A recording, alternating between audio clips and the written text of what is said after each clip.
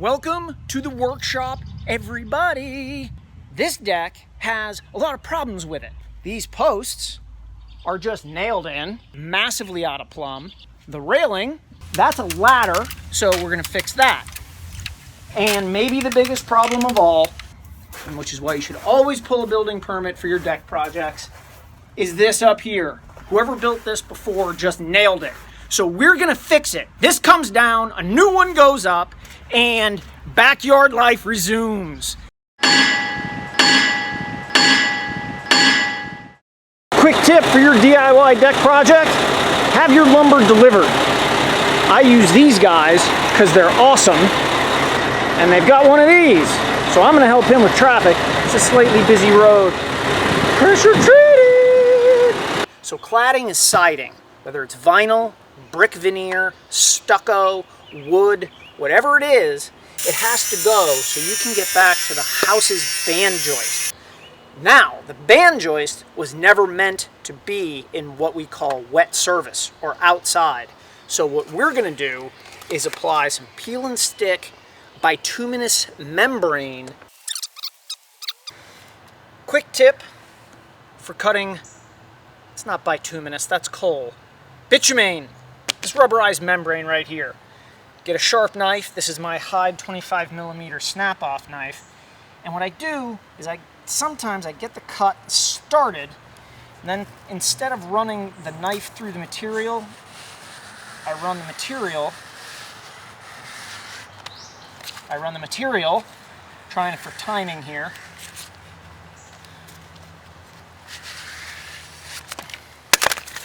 through the knife. Who wants to play stickers with me? I get a moon sticker. I get a star sticker. Here's another tip. If you're doing this in direct sunlight, try not to. Because it gets hot and it might want to kind of go all a little liquidy on you. The prescriptive code says that the ledger board at the door shall be flashed, this is flashing, and caulked. Not or caulked, not you can come up with your own ideas if you feel like it, but and caulked. It's belt and suspenders, you don't ever have to think about it again, and it takes 5 seconds. So the first thing I do is check if the door is level, if there's a high side or a low side, and go from there. And what I'll do is I'll use the low side of the door as my control point. Perfect. Okay, so what I'm doing here is the laser level doesn't show you where your line is, it just shows you level. You use it as a reference point to measure to where your line is.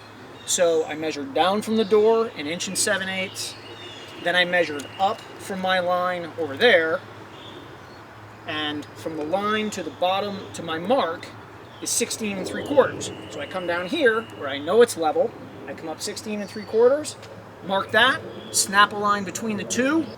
This is like Egypt straight. Bam! And carpentry begins. Oh, that's a nice. That's a very, very nice. And this is a good trick if you don't build decks all the time, because it's easy to make a mistake with layout later if you lay out the beam separately from the ledger. So now, we lay them both out at once. That is dead money flush. 16 centers!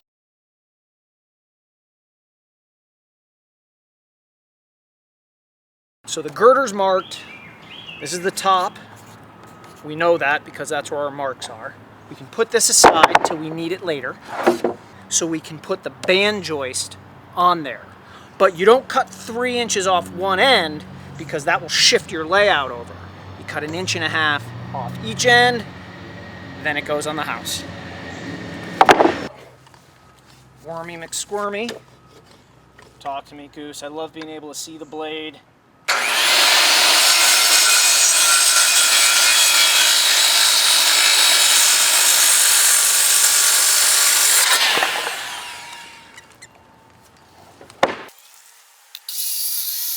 Also, always have a trash can nearby.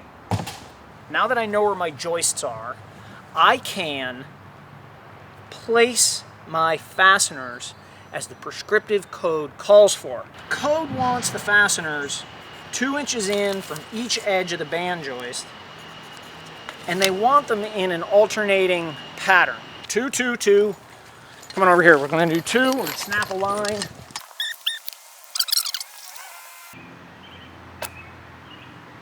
So this is my standoff block. I put it here because when I put the ledger board in, there would have been no way for me to manage the ledger, getting it up on the line, and coming down here to measure 1.5 inches off the vinyl. So I let the wood do it for me, threw a block in there. Now I'm going to take it out. This will be replaced with our band joist later.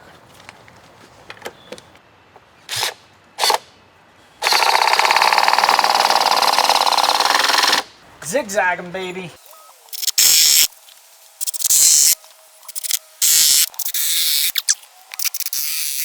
Okay, band joist. So what this is whether you're working alone or you're working with other people, this is a cleat. I'll use it for the right-hand side band joist after that.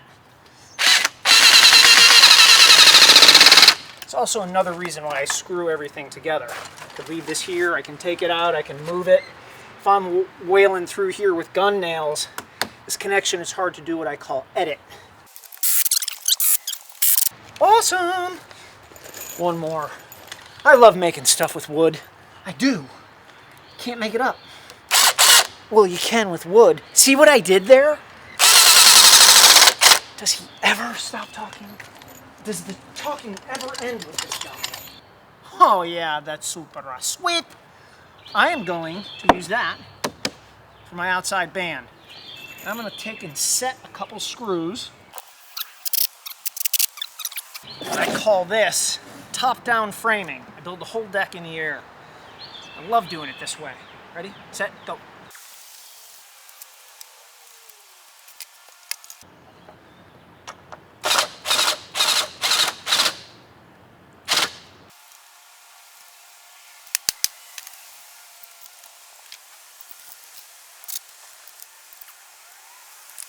Oh, that's so sweet. Send her home.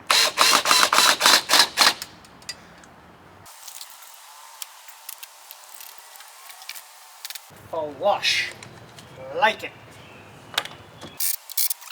We've made our mark to the front of our strong back support, so I know where to put it so it is in line with that one.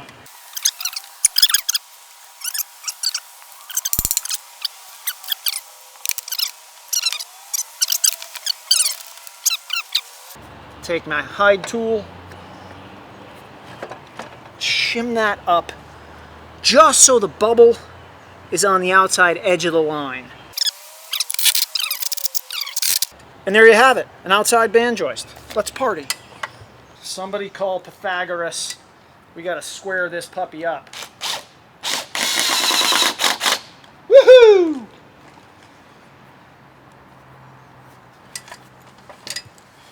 First math.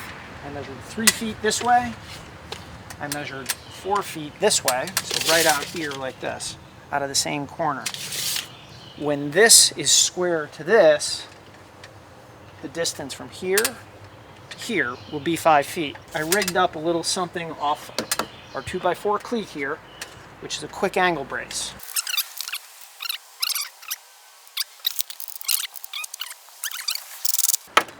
And that's how you do it. Here's an alternative way to square up your band joists. A squared plus B squared equals C squared. I'm going to get something that I know is A plus B plus C squared and put it up here to use it as a gauge. This is the beam.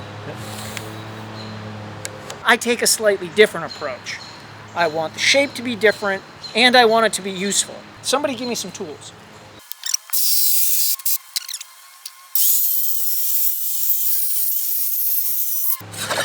All right. Slow is fast on a cut like that. Take your time.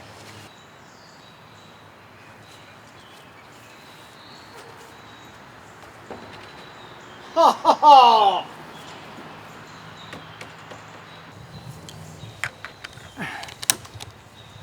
I'm right on the line.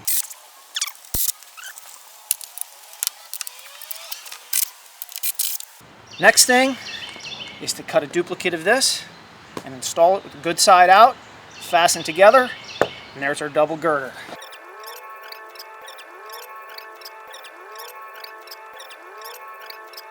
With the beam already installed, I can use it to simply plumb down and mark the center of my post hole location. The reason for the edger, let me come flying right at you.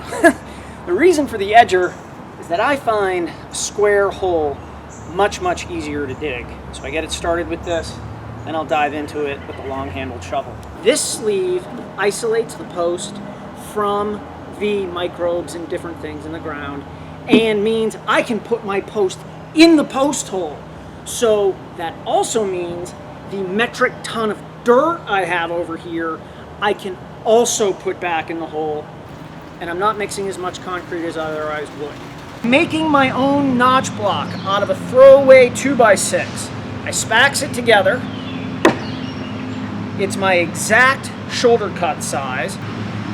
I just mark it. 1, 2. The next phase of post-ammonium is to get it plumb in this direction, and this direction. And the way I do that, with support blocks that I call bridges below. All right, here's another look at the post-installation technique that I'm using on this deck. I've got my carry blocks here. Once it's in the hole and it's on my layout marks, I go to the clamp blocks. Clamp blocks support the clamps, of course, and once you get a little tension right here, then you're really in micro control. I've never set a deck post easier than that. I'll just make sure it's squeezed, throw some power lags in around the back, put my supports in at the bottom, and I'm ready for framing.